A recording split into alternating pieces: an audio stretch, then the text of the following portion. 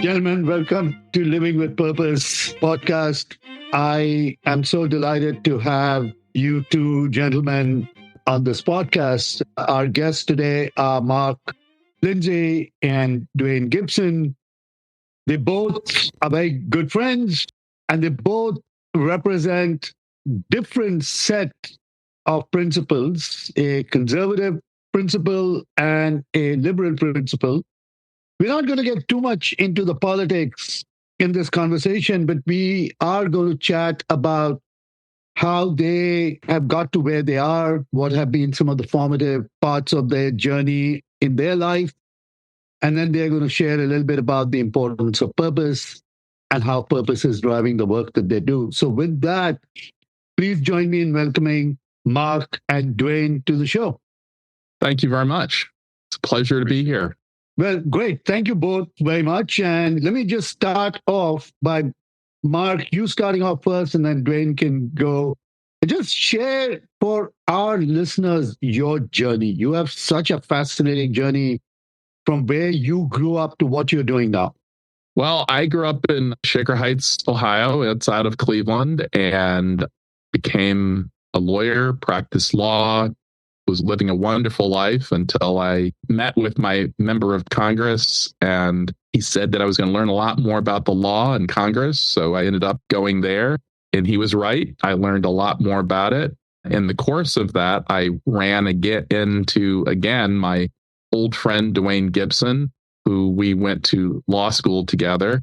He was working on the Hill when I was working there also. I left the Hill to go work at the White House for President Clinton and became the assistant to the president for management for pretty much the end of the first term and second term for the president, and had many adventures there. And then at the end of that administration, worked at United Health Group as an executive and the spokesperson for United Health Group and head of communications and strategy. Then came back to join my friend Duane after working on the Obama administration transition here at the Livingston Group, where we've been working together ever since and having many adventures. So just to dive just a little bit more, given the conversation you and I had when we were kind of wandering around the river in Romania, you kind of talked a little bit about your role in the White House and in the Office of Management. Well, I was the nickname for my old job was the mayor of the White House. So I was responsible for all the things that made everything work. The White House military office, most people who work in the White House are in the military. So all of those people reported up to me, all the institutions that people are familiar with, Air Force One, Camp David, a lot of our international travel and events, a lot of those things were there.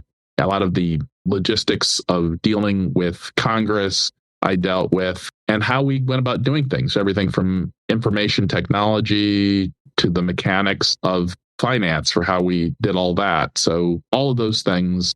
And I had the other fun task of testifying for the president when we would do our appropriations. So I would be engaged that way.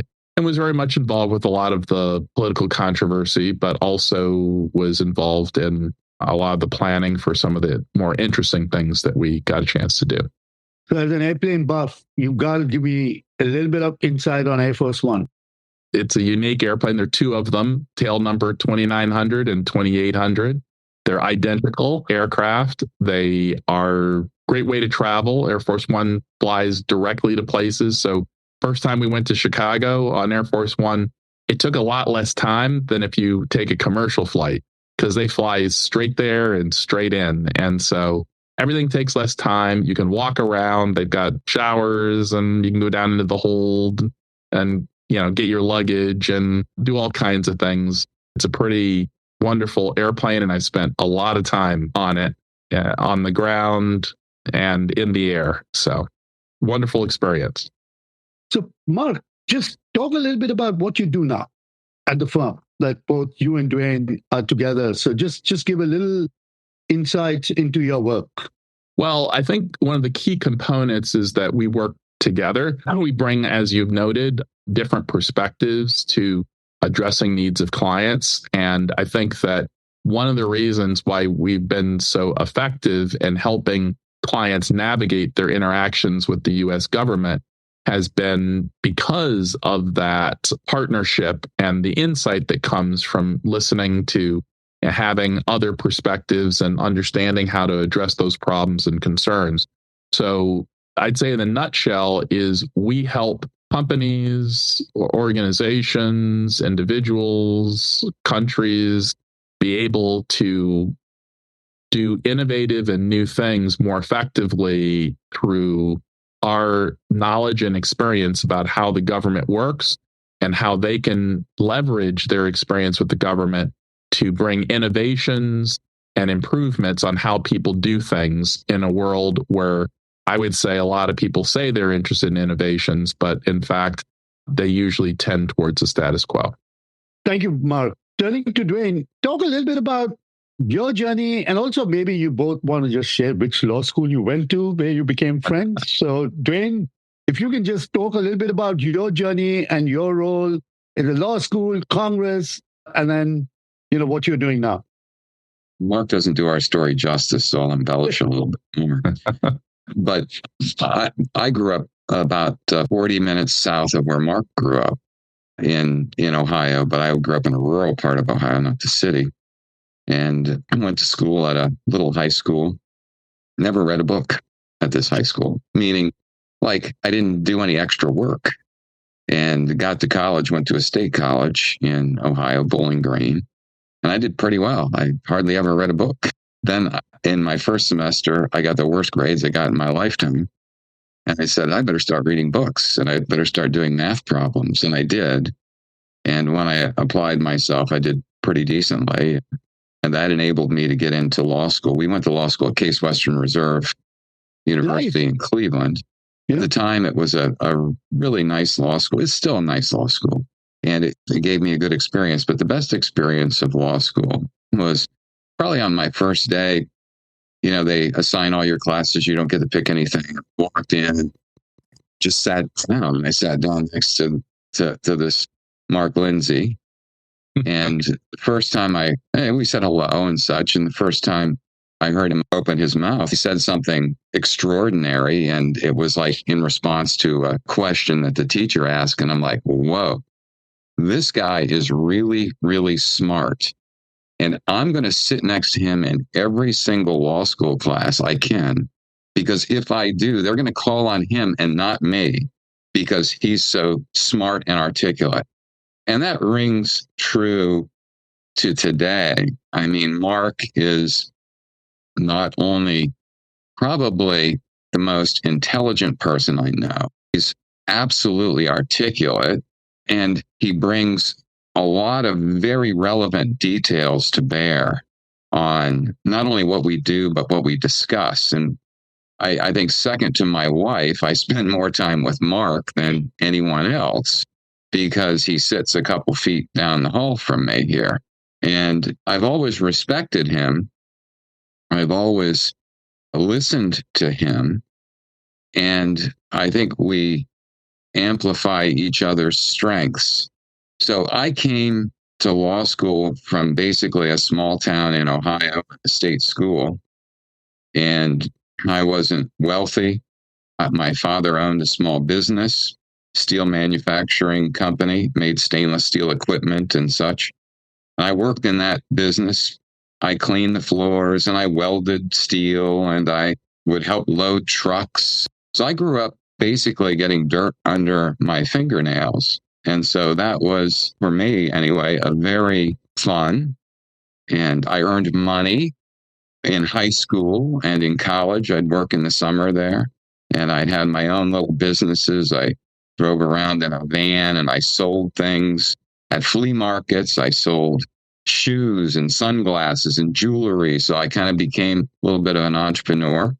And there learned how to deal with lots of people, like all kinds of people. I mean, people you see at flea markets. I don't know if you've ever been to a flea market, yes, but it's an interesting collection of people, and you get all walks of life there. And it was fun for me for 3 or 4 summers. But getting to the point, and I don't want to go on here too long, during law school, I had another good friend in law school he was a doctor, medical doctor, kind of my mentor. And we were talking one day, and I said, I've always wanted to go up to Alaska. He said, well, what's stopping you? He said, life's too short, Duane. You got to do these things. And so I wrote out a bunch of resumes to a bunch of law firms there, like 30 resumes. And I got all the replies back. And the replies were basically rejections. The economy stinks up here. Don't come up here. Law is not the field you want to be in up here. There's too many lawyers. I mean, all of this. And so I thought at the time, this was my second year of law school. He said, if I'm getting rejected, everyone's getting rejected. And so I had $500 to my name. That's all I had. And I had a car with 120,000 miles on it. And I got in that car 2 hours after I finished the last exam for my second year. And I took off and I drove to Alaska from Cleveland, Ohio. And that was kind of the start of the law career. But I ended up having an awesome experience there. I arrived into Anchorage 4.5 days later. I went to a youth hostel. I didn't know a soul. Went to a youth hostel. I shaved. I took a shower. And I put the only suit and tie I owned on, and I walked 4 blocks. And I went into the law firm that had rejected me. It was the second biggest law firm in Alaska. And I went into that law firm, and I said, can I see this guy? He wrote me the letter, because he said in this letter, if you're ever in town, stop by. So I asked for this guy, and he about 5 minutes later, the lady came out, and she said, yeah, he'll talk to you. It'll be about a half an hour, but you're welcome to sit here and wait. And I did. And, he remembered writing me the letter and walked into his office and, well, so where are you going to work? And I said, I don't know. I was hoping you'd help me out. And the guy said, this is honest to God, the truth. He said, you're not going to believe this. And I said, what? He said, that meeting I was in when you walked in, that was a partners meeting. And everyone had been saying how business had picked up so much, they wish we had a law clerk. When do you want to start? And that's how I got started in Alaska. And that's how I met Senator Ted Stevens, who was the brother-in-law of one of the senior partners at the firm. And I met Ted Stevens. I met some of his staff when they came to Alaska in the summer. Stevens brought, 5 or 6 senators with him. And there was a big party, and I went to the party. I met Stevens, and, I was unremarkable at the time. I mean, but Stevens, I put my resume into the court system, ended up getting a call from the trial court in Fairbanks, Alaska during my 3rd year of law school. And they interviewed me, offered me a job, and I went back to Alaska. They didn't want to pay me enough money. I told them no, and everyone was shocked. And so then they paid me what I wanted and ended up going to Washington. That was 1989. That was late 89. But then the best part of the story is I worked for Stevens for a couple of years. And I was flying back and forth from Alaska, and I stopped in Minneapolis, and I got on a connecting flight. It was about 6:30 in the morning. Mark's going to remember this. Wow. And I'm all disheveled from this flight. And on the plane, sitting right next to me across the aisle, literally across the aisle, and if this isn't like destiny, I don't know what is Mark Lindsay. And so I said, Mark, and he said, Duane. And I hadn't seen Mark since law school. It had been about 3 or 4 years or something. Yep. And so we got reacquainted. Mark ends up moving like a block from me. So we were neighbors. We did holiday parties and a couple cookouts and kind of got our families together. And so, that was when Mark worked for first Louis Stokes and then for President Clinton. And so the story with Mark, I guess I can encapsulate it like this, is we got started in law school. We worked on Capitol Hill, made law together from time to time, got in a lot of political fights, but we were always friends. I mean, because I respected him. So this is such a great way to kind of ask just a little bit in terms of, in today's environment, particularly in the US, we are just a very divided nation. And what used to be so normal 10 years ago, where people from across political aisles could just be together, shared friendship, grew up together. They talked about their political differences, and it was just a way in which each felt that they needed to live. Today, that has changed dramatically. Talk a little bit about how that is impacting your ability to work together. Well, I mean, I'd say it hasn't at all. And why has it not? What is the secret sauce between the two of you? Well, we have a relationship, and Mark respects my opinion. I respect his opinion. And one of the values that I learned as a young lawyer studying law student and undergraduate student studying constitutional law was that tolerance is very important in our society. Tolerance of someone's viewpoint, their expression of their viewpoint. And why is that important? It's important because you can grow your own understanding of the world and of the right answer. And I don't believe in a lot of what the Democrats do and how they do it, but I respect them. I respect Mark, but I respect them, and I respect their right as an American, because that's what this country gave the world. This country gave the world freedoms, expression, thought first, then expression of the thought. And in order to ensure that that right that we all have in this country is able to be fully realized by every human being, no matter their skin color, their intelligence level, or whatever, you have to tolerate the viewpoints of others. Now, we could get into a very long discussion about why that has changed over the last 30 years since we've been involved in politics, and I don't think you want that discussion. But anyway, that's my answer. Well, I've got something to add to that. I would say that all of the rancor and differences has made me value my friendship and partnership with Duane more, not less. I feel closer to him because of all these things that are going on.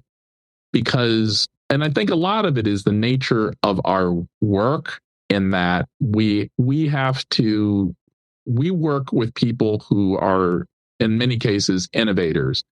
And we come up with and work with coming up with innovative solutions for them to address their problems and their concerns. And if you want to innovate and deal with innovations and innovators, you can't just judge a book by its cover. You have to read it a little bit. And the more you read, the more you'll understand the complexity and all of those things.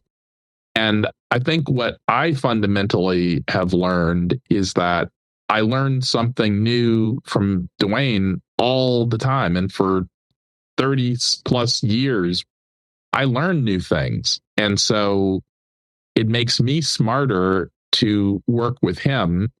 And I think we're very complementary that way. But I think that if I were to look at him and say, oh, well, he's conservative, therefore I'm not going to listen to what he has to say, then you cut yourself off from all these other ideas. And the truth of the matter is, and I found this to be true when I worked at the White House, and I find it true now, is that no matter how strongly I feel about something, there's almost always something that I'm missing. And to my great consternation, Duane often has insight into those things that I am missing. And so it expands my way of thinking about things. And that makes a very enjoyable working relationship too. So I think that this whole environment, I think, has made me value my relationship and working with Duane more, not less. I value it more, and I seek his counsel more. I mean, this is just, it's so refreshing to see the two of you and how you talk to each other. I mean, it's the couple of important things that you said, right? One is work with your strengths, apply your strengths. Second, tolerance. Tolerance is a fabulous word in terms of how it allows all of us to actually show up in a far more respectful way. And then, Mark, your point, don't judge a book by its cover.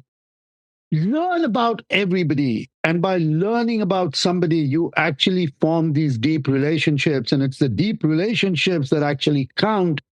And therefore, even with political differences, we still are at the end of the day all trying to live the same life for all of us as humans. So let's shift gears a little bit and just get you both how you use purpose, especially when the times get tough. Whoever wants to go first. Go, Mark.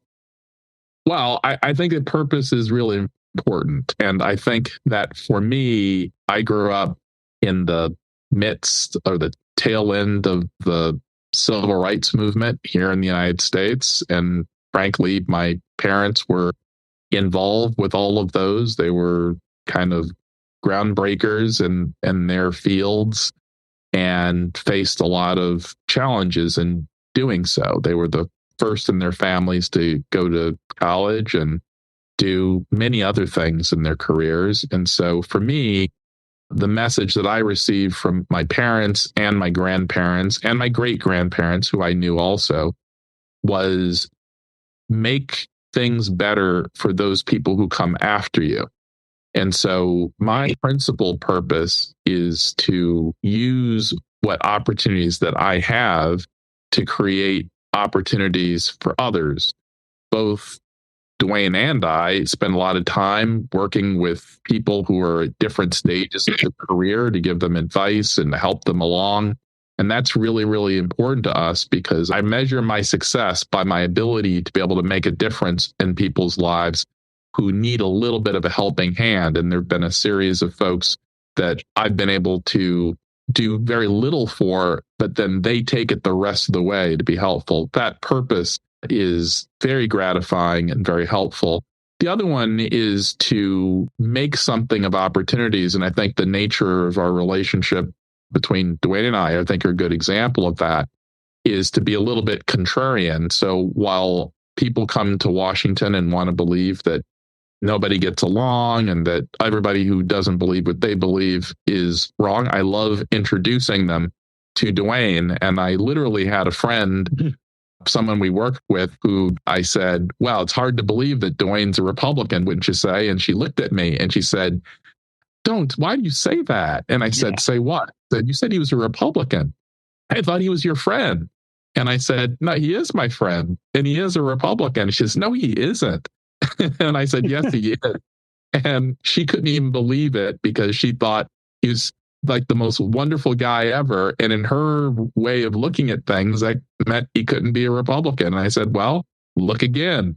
Maybe reevaluate your measuring stick. I think Duane remembers who I'm talking about, but that person has gone on to have a very, very successful career and all the rest. But I think that we played a small role of opening her aperture a little bit to understand that there are opportunities and great associations you can have with even those people who you think may not share your own.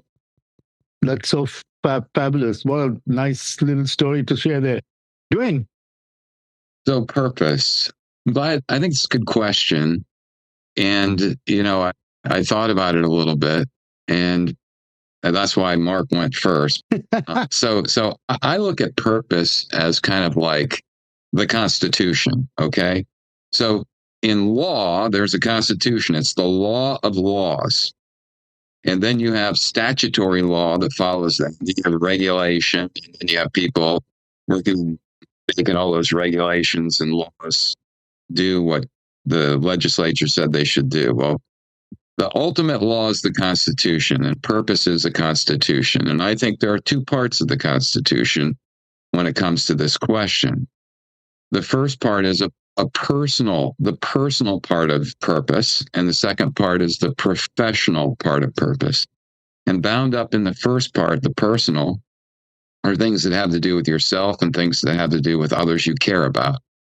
So the things that have to do with yourself are your intellectual curiosity, what you enjoy, your physical purpose, like recreation and how you take care of yourself, how you eat and how you recreate. Those are all part of your personal side of your purpose.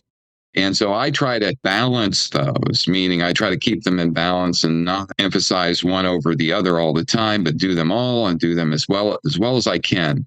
And part of the Constitution that I try to follow when I do those is and these things I think are things that Mark and I have in common, the following things, which are, you tell the truth, you don't shade things.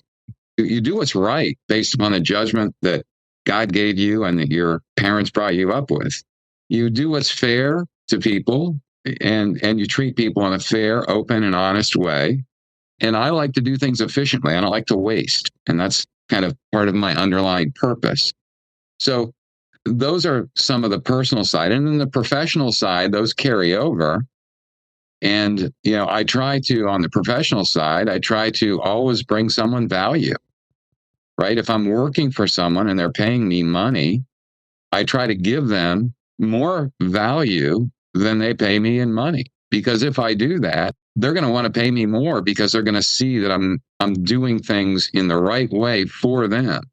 And so I look at my purpose in life as a person, to bring all of these things into my family, bring all of these things into my friends, and then in my professional side, bring value to people so that we advance the mutual goal in a way that is right for them and that, sticks to the ethics behind why I'm doing these things. So I guess that's a pretty fair answer. I'm going to, Duane, I've never heard somebody say that purpose is like your personal constitution. And I'm going to steal that line from you. I think it's just a fantastic way of framing it.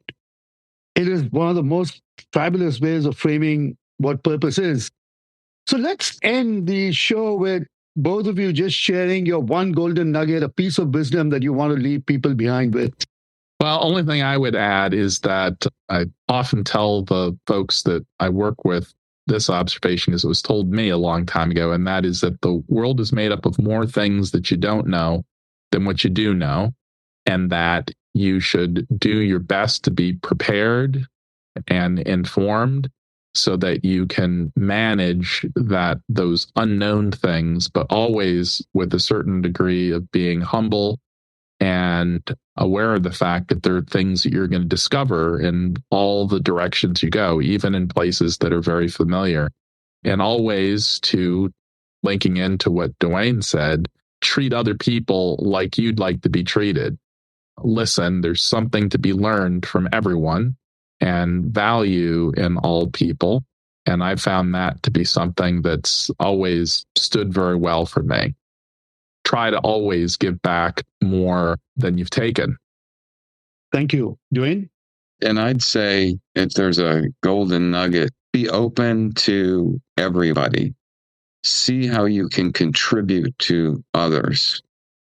See how you can love others even if they don't love you. If you do those types of things, and I've witnessed those types of things with my friend in how he treats everybody. He doesn't say bad things about anybody. He approaches everybody who he introduces me to or otherwise as someone who can contribute. So he's living what he just told you. Be tolerant of other people because your viewpoint isn't the only viewpoint that is valid. Other people have other experiences. They have other things that are important to them. They have other values. And try to understand those values and treat everybody, no matter what continent they come from, no matter what neighborhood they live in a way that is loving, open, and honest. Because if you do, your life will be rich and more than rich. And I'm not talking monetarily. I'm talking about from a sense of fulfillment. That's really what it's all about. It's how you achieve fulfillment. That's what we should all try to achieve. Not all of us are going to be billionaires or millionaires or athletes or super smart academics, but we're all going to be something. And I think that if we approach life in the way that I just described, we will have a fulfilled life. And that's really what it's all about from an individual standpoint. Duane and Mark, thank you both so very much. I mean, we've got amazing set of nuggets. Again, purpose is this renewable source of energy that continues to drive humanity forward. Remember this thing, it's all about fulfillment, and treat purpose as your personal constitution. Thank you, gentlemen, both very much. It is such a delight to see both of you and hear from you. Thank you. Thank you. Thank you.